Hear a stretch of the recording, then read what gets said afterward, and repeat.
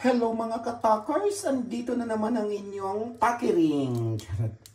Wish ko lang na maging Pilipinas kasarap itong longganisang nabili ko, guys. Ewan ko lang talaga kung magkalasa talaga siya.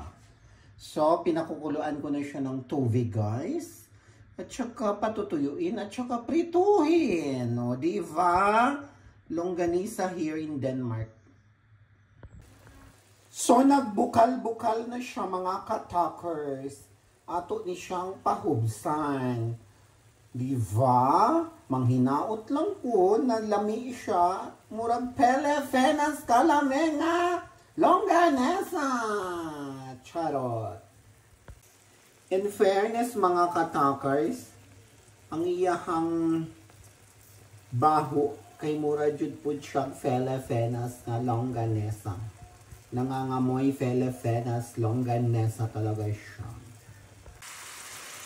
So yun guys, nahubas na talaga siya.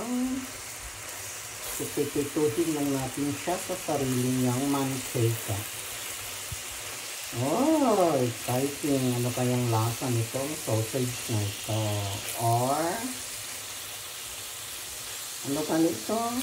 Longganesa.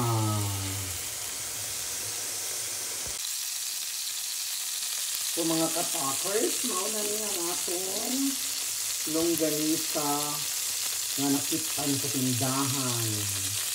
Ambot lang talaga guys kung kalasan niya ang longganisa natin sa Pelepenas. And of course, di yun na magkalasa. Sali na papa, mga una na papa.